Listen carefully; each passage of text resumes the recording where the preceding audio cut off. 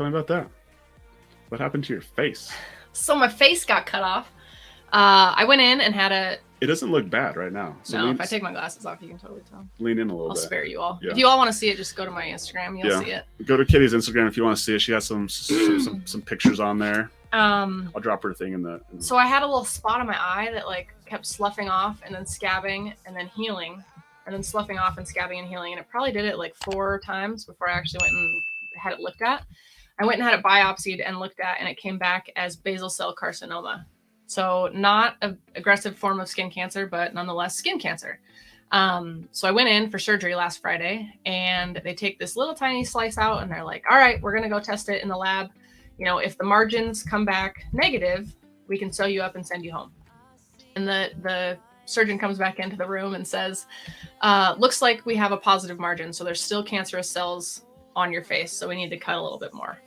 And I was like, dang, okay. So they cut a little bit more. And she's like, I'm pretty confident that I got it all this time. And she goes back and tests it in the lab, looks at it under the microscope.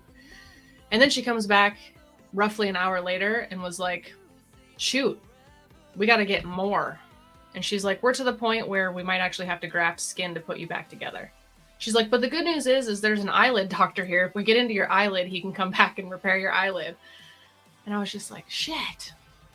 Okay, well, I mean, what am I to do at this point? So they take all of it out. I get a negative margin.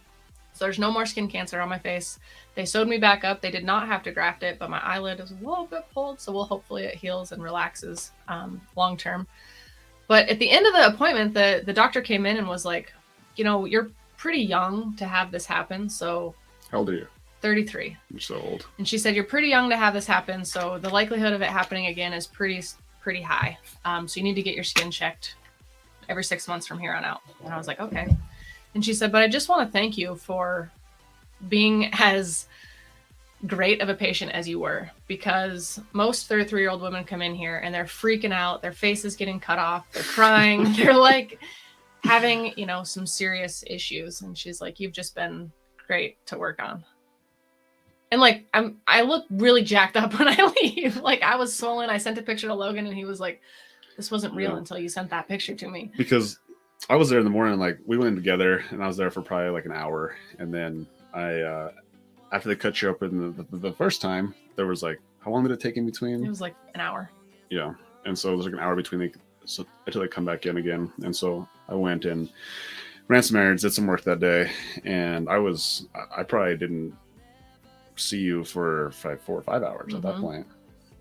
And of course I was there the whole time, you know, like before, like understanding how the whole process worked. And it was pretty casual. And then the moment that she sent me the picture of her face, I was just like, Like it was just like one of those moments. Like then it became real. Like, yeah, like it's just like the surgery and the eye and the swollenness. Yeah, it just became like it became like a real thing at that moment. So yeah, just super grateful that it just goes back the to cancerous piece is totally gone. And then yeah, it just goes back to like the important things in life. Yeah. And sharing experiences. Like it's okay if I have a giant scar on my face from all the decisions that I made as a child to tan in the tanning bed. Yeah. At the end of the day, I would rather look a little funky and still be able to experience life than not treat it and heaven forbid have, die from it one day. But yeah, so we've had quite the week. We've had 3 things happen and they always happen in 3s. So hopefully hopefully we get more. Hopefully we get 3 more things. And not for another week. Then we have more stories to tell. Yeah, that's true. they make for good stories. A boring life leads for boring stories. So yeah, it's been a very adventurous week for sure. And again, like it's so like it goes back to the core value that we have. It's part of our businesses, it's part of our personal life. It's taking 100% responsibility. And even just like you said right there, like there's lots of people you could have blamed for you being in a tanning bed. Right? Like it could have been, but there's no blaming, right? It's just like, you know what? I did it. I was the person who sat in the tanning bed. I was the one who did the thing. And now we deal with where we're at, right? And we handle it and we take care of it. And that's just how life is. And like that's why like it's so important. It's so important. So like how you do one thing, how you do everything. Because like how you did the cancer is how we did escalate as to how we did the flooding of the basement. It's going to be to how we do the next thing. Yeah. Right. Well, and imagine living life when you let those things control your state, like holy moly, how stressed out would we be? I would be like on my deathbed of stress. Lots of people are stressed out, and like in all fairness, like we used to be stressed out. We used to care about those things too, because it's just like one more thing that you give power to, and it distracts you from you living your life and you being able to focus on things that freaking matter. Yeah, right? Control what you can. Control your attitude, right? That's what you and control, right? Back to the word control. Influence what you can, right? Because control is very binary. It's like you can't control, you can't control. That's true, right? And so that's why I don't like to use the word influence or the word control anymore. I have to use the word influence. Like how much can you control, right? How much can you influence your behavior? A lot.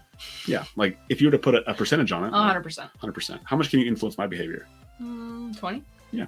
So some, but not. But in the on the spectrum here, like you can influence your behavior 100%. You can influence my behavior 20%. Like whose behavior should you focus on the most? now does that mean that you can't put some attention on taking care of that 20%? No, right? I definitely can. Yeah. Always, right? And so when we look at things more on a spectrum rather than like black and white, yes or no, it's like how much can I? Then all of a sudden you can start to weight what you focus on. Right? Like how much can I influence whether the government shuts the world down again? You know? Yeah. So how much am I going to focus on that? But how can I make sure that if the government does shut something down, that I am in a position that it doesn't freaking matter? Like how much can I influence that? So you start to ask different questions, and then you get different results. You get different results, right?